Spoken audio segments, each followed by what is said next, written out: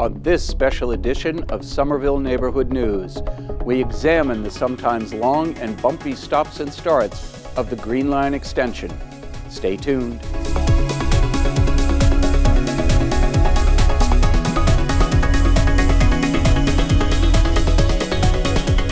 Hello and welcome to this special edition of Somerville Neighborhood News. On this edition, we take a look at the long and sometimes bumpy stops and starts of the MBTA Green Line Rapid Transit Extension into Cambridge, Somerville, and Medford. From its inception as a mitigation measure for the Central Artery Big Dig project to the recent announcement of potentially canceling the entire project or drastic cuts and redesign changes, the long-promised and court-ordered project has and continues to be a top Somerville story. Construction of the Central Artery, commonly known as the Big Dig, demanded sacrifice by residents of all the surrounding Boston communities, none more so than Somerville. Traffic detours, noise, and heavy construction vehicles were commonplace. When it was all done, increased traffic on Interstate 93 into and out of the city continued to demand that Somerville sacrifice. While commuters north and west of the city enjoyed easier access to Boston, Somerville saw higher levels of air pollutants and traffic congestion on city streets and in its neighborhoods due to the tens of thousands of motor vehicles cutting through some of the most densely populated neighborhoods in the country.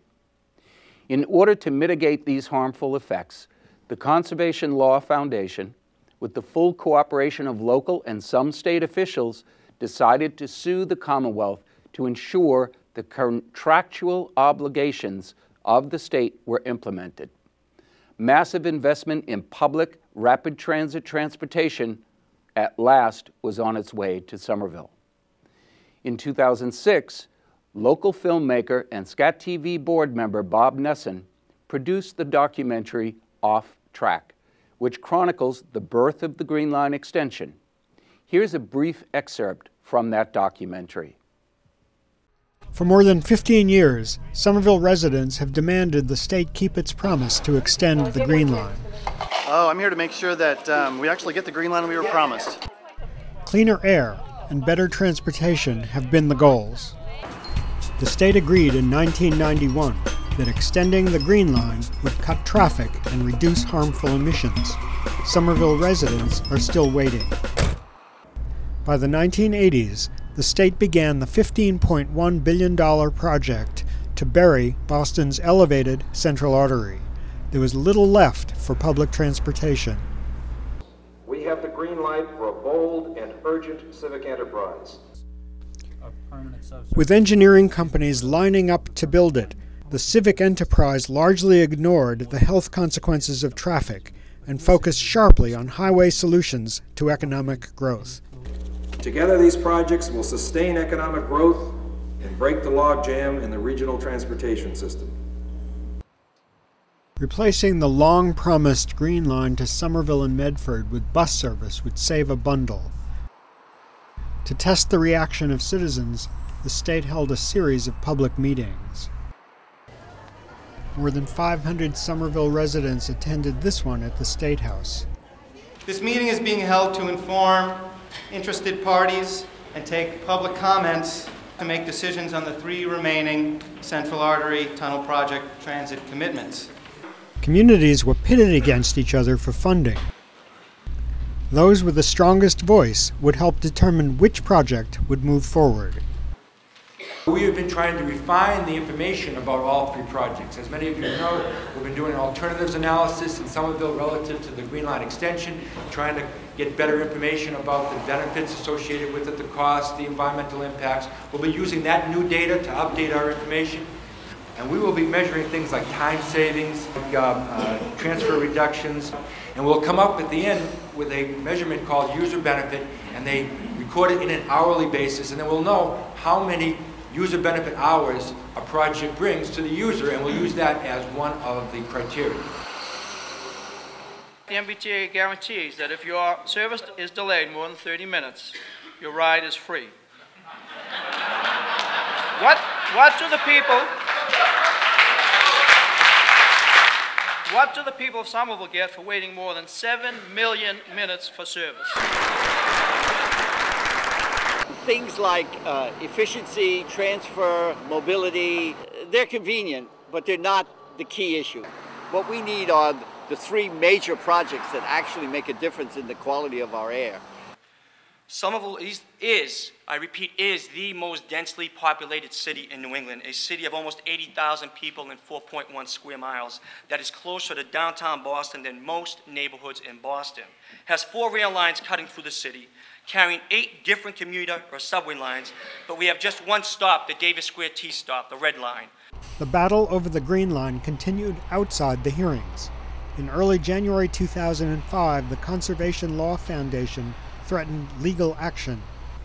Today, Boston area drivers benefit from easier commutes thanks to the most expensive tunnel system in history. But that's not enough.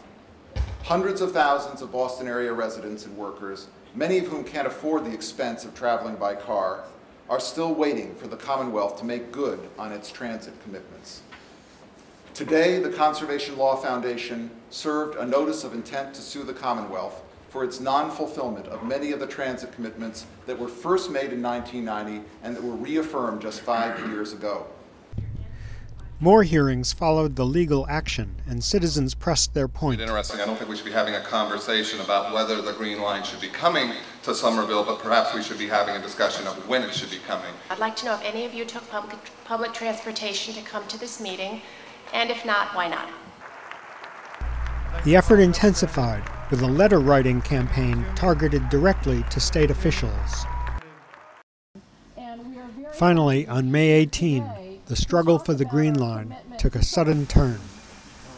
We are committing to not only build the Green Line that was originally called for in 1990 that would have stopped at Medford Hillside, but we would like to build it, assuming that all the permitting can be obtained and the cities are comfortable with it, to West Medford, and also to Union Square, so 2 branches.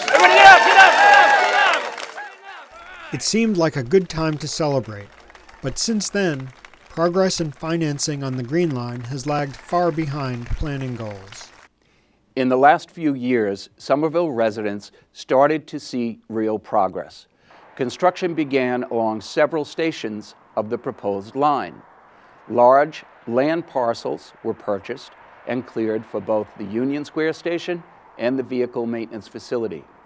Eminent domain proceedings were initiated by the city of Somerville. Real estate prices across the city soared. Union Square was re-envisioned and rezoned around a Green Line stop that would bring residents, workers, and visitors to the redeveloped areas. This time, the traffic detours and construction consequences meant real progress for Somerville itself. Since 2005, community members, local, state, and Somerville's federal elected officials and outside consultants have spent thousands of hours studying, recommending, adding to, and refining the original design plans. But in the winter of 2015, the entire MBTA system came under intense scrutiny when severe winter weather crippled the debt-ridden, maintenance-deprived existing rapid transit system. The newly elected governor, Charlie Baker, vowed that changes in the system would be undertaken. And that included not only a change in MBTA leadership, but in the review of all proposed new spending. In April of 2015, the governor appointed a 5-member Fiscal and Management Control Board to get the MBTA back into fiscal and operational shape. The board members took a close look at the Green Line project cost figures and in August of 2015 announced that the project numbers just did not add up. The project was now estimated to be $1 billion over the projected cost. In December of 2015, everything came to a screeching halt. The MBTA Fiscal and Management Control Board and the state's Transportation Board faced an overflow audience and put all the options on the table. With respect to potential It was standing room only as Department of Transportation Secretary Stephanie Pollock outlined the three options for the GLX being considered. So the first option is to build the project as currently designed and delivered and use Commonwealth funds to fund any available cost overruns. The second option that we said would be on the table and would remain on the table until such time as we had a path forward would be to cancel the project. The third option would be to substantially reduce the costs and fiscal impact of the Green Line extension through a combination of redesign, re-procurement or modification of the existing procurement, and seeking additional funding from non-Commonwealth sources. After listening to public comment and hearing impact reports, the board voted to take only one option off the table, proceeding under current conditions. With canceling the project still in the mix, board members sought to reassure the public. And we're not against GLX at all. We just have an obligation to make sure that that if we do approve it, that it's approved in the right way, and that we're not facing another $380 million that isn't producing what you put the task on us to do, which is to produce a project that is of value to you. So we take that seriously. Nobody up here doesn't, including me, and we're going to continue on to make sure that this thing's done and it's done correctly. So I would say, in terms of this specific project, from where I sit, it needs a significant dose of tough love. And by that I mean affection for the project, but discipline. I'm hopeful that we can straighten out the GLX piece in a way that will be positive for our Commonwealth, and I'm hopeful that that will be incorporated into our overall transportation agenda. The board did vote to transfer financial control from the MBTA to the Fiscal Control Board for the next 90 days. So the concern has been expressed while we're trying to sort all this out. Shouldn't there be a kind of pause so that unless they come back to the control board, no decisions can be made, no more money can be spent, no more contracts can be let. So the purpose of the motion that was just seconded is to basically take that power back from the MBTA, leave it in the hands of the control board for a 90-day period during which you guys would then have the breathing space to sort out a lot of very difficult issues that you heard about today. A revised bidding process, as well as possible design and service cutbacks, are being looked at. One key to moving the project forward seems to be increased financial support from stakeholders.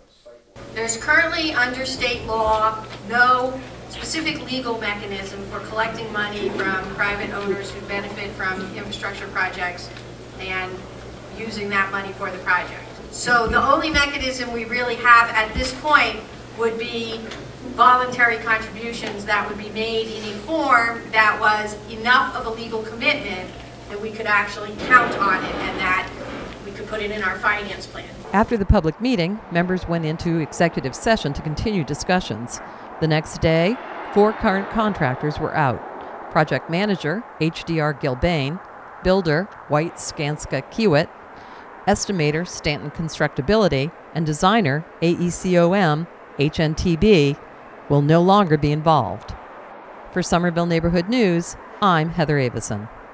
With the consultants and contractors off the project, the MBTA brought in a small team to go through the project details and find the needed cost savings. Former Big Dig project manager Jack Wright was tapped to lead the new initiative, and he and new MBTA chief Frank DePaolo met with the existing Green Line working group. We've designed a project that we can't afford to build, and I think that's the fundamental takeaway here. Step one of the effort that we're doing is to see if we can get the Green Line service back in at budget. So in order to do that, I just want to caution people too, because I understand the investment that's going on.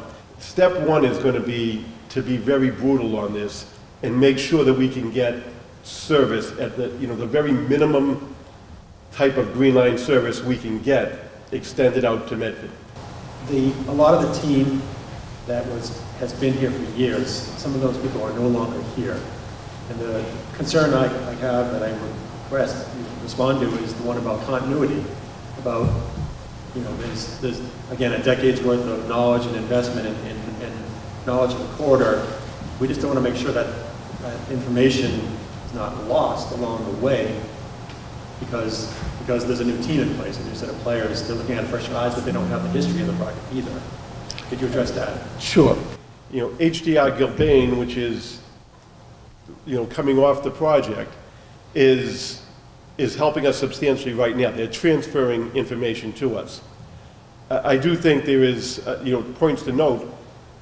The team that is coming in, my team, is much smaller than what HDR Gilbane had. So process, you will notice, is going to be different. It's going to be harder for us to maintain the same level of interaction. And AECOM HNTB, which is the designer, is actually still involved. They are still doing this. You know, we needed them, and we have them to go through and improve what we can and can't do. Following up on what Doug is saying, there are a lot of community people who know a lot about this project and want to be able to interact and talk with the project team. So I'd like to hear more about that. I know there's an awful lot of belief in what should stay, but step one will be at its absolute minimum operating element, if you will, the minimum operating system. Can we get that in at budget? Then the next step would be, if we can get below that, how do we add on? And I think that's really where the public engagement comes in. Community path is extremely important to this project. It is how people are going to get to and from your stations. If you just stand in Davis Square and watch how many people come into the Davis Square station off of the community path from either end, people walking to the station on the community path. As Ron said, you know, it's a very important part of the project, and I hope it's not changed, you know, drastically, because it is access. So I'm assuming all those issues will be kept in mind as the process continues. Well, they'll all be kept in mind, and we do need to provide safe egress, access and egress to the stations. But I do have to tell everybody that the idea that us preserving a continuous path along the alignment is clearly needs to be examined. So as we look at what can be eliminated and is not crucial to the operation of light rail to serve those 7 stations, we have to look at sections of the community path. If that gets eliminated, even though there might be short pieces put in as part of an access egress to each individual station, the idea of building a continuous path along the corridor is definitely on the table for removal to save money. Because to stay consistent with the FFGA budget, we need to have so many miles of track, we need to serve 7 stations, we need to have something that we can call a maintenance facility.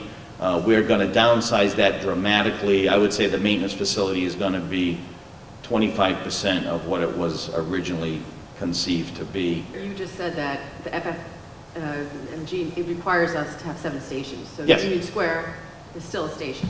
Union Square is still a station. Right. Yep. So, compared to previous. Nope, if we eliminate Union Square Station, we would violate the scope of the FFGA. If we find a different way to service that station, that we think is within at least a discussion we can have. We really want you to be viewing us as a resource. It struck me that you kind of listed the redesign as a system of objective measures, and that somehow community interaction wasn't included in that that would be a subjective measure later on. And the reality is you're probably right for 80 or 90% of it, but there is 10% that's, we really could give you some information now that's going to impact how that matrix is evaluated. And we are one of the implications that should be considered. So again, it's small, but please consider us a resource, and please involve us more. Well, we do plan on having periodic or regular check-ins with the communities as we reduce scope. This team has been tasked with coming back to the Board of Directors with a project that's consistent with the federal funding grant agreement, but is as close to the budget that we currently have to be built. Now, if we get there, great. If we don't get there and there's a funding gap, then we also need to explain to the board how we would address the funding gap. So you're right. If we get to the point where we have a project that we can afford but the community won't accept, that's again as good as having no project. So we want to get to the minimal project we can build that the community can accept, that we can afford. DePaolo and Wright have promised to keep the community informed as the review process continues. On March 2nd, the Green Line team held the first of 5 scheduled public meetings at the Arts at the Armory here in Somerville. An overflow crowd filled the auditorium to the rafters and out onto the sidewalk to show their support for the project. In addition to many elected officials from Cambridge, Somerville, and Medford, over 4 dozen residents signed up to speak publicly at the meeting. SNN, of course, was there. We asked some of the local officials who attended and others what they thought of the proposed $300 million in cuts. Here are just a few of the comments we recorded that night. I'm greatly encouraged because that was only a portion sort of the scan that they're doing.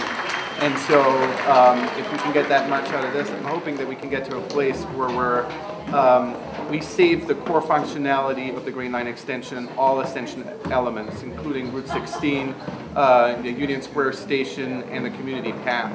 And so I'm very encouraged by what they've done. This is not to say that everything that they showed in terms of the stations tonight will stick in the end. There might have been the details that have been omitted, and they're not stating that this is the final version. But I'm encouraged by the number, and I'm hoping that as they move forward, they will find more cost savings that do not hurt the riders' experience or the residents of Somerville and Medford and Cambridge and anybody else who benefits from using the line. For me, I learned 2 main things. One, sort of at the macro level, was just the intensity of the public interest and public support that remains for this project.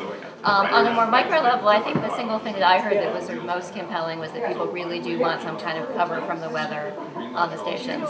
And that's something we've also been talking about internally and we'll certainly take back. It's interesting to see that they were able to cut this $300 million right off the bat, but I think when you look at the stations, it's obvious how they accomplished the $300 million. But we're eager to work with the state in order to get this project not only to our College Ave stop, but beyond to Route 16. And if that means scaled down facilities, then we'll take scaled down facilities, especially the repair bays and all of the work that they want to do at the maintenance garage. I expected some of this. I think anybody who's awake and reads the papers knows that this conversation is going on. For us in the community, I think it's a first look. I probably share the sentiment of a lot of people that the sort of the station designs look quite sparse compared to the original designs. I expect and hope that there'll be a lot more work on that between now and when there's a sort of a final plan presented. We're hearing it might be $300 million. What is the real number? I don't know.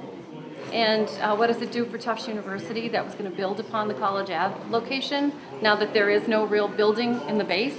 So what does it mean to us? Because that's an important part of this whole process for us.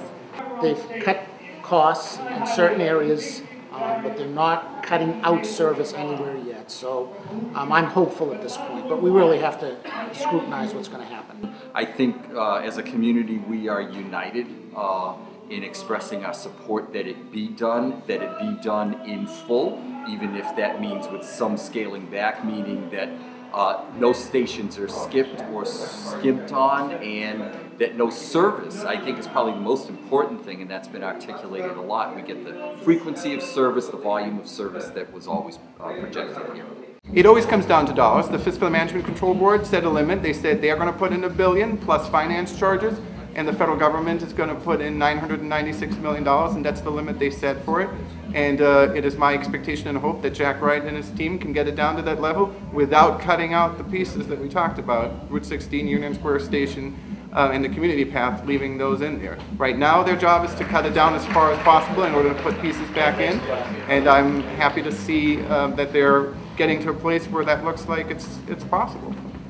The real questions to me would be, do riders get the same service they need, which includes the platform you have to walk up to and wait on, so that people will actually use the service? The most damaging thing would be to build a second-rate T-line that then doesn't get used, which becomes a self-fulfilling prophecy, which says we shouldn't have built it anyway because people aren't going to use it. None of us here believe that is the case, but you also have to build it to some reasonable standard. And I think you know, giving up some, but making sure we get enough. That's a question that's live right now. Internally, we are working very intensely to review the designs that exist and attempt to develop new designs that save money. That was a lot of what we heard tonight. We are also looking at other issues, including ways to re-procure the project in a way that might be less expensive than the method we had tried to use before. And we are also looking at ways to try to solicit private contributions or municipal contributions from other parties other than the Commonwealth and the federal government. And there are more public meetings to come. This spring, additional meetings will be held in Somerville and Medford. Please check your local media and the Green Line's official website for more details. SNN will continue its coverage of the project review and its long-lasting impact on the Somerville community. The interim leadership team is scheduled to deliver its report on the fate of the Green Line to the MBTA and state officials in mid-May. That certainly will not be the end of the Green Line story. We promise to keep you posted. That's our special edition of Somerville Neighborhood News. Check out all our news stories at somervilleneighborhoodnews.org. Visit our Facebook page, SCATV-SNN, to comment. Tweet us at SCATV-SNN. Call us at 617-628-8826 or email us at news@scatv-somerville.org. For Somerville Neighborhood News, I'm Joe Lynch. Thanks for joining us. See you around the Ville.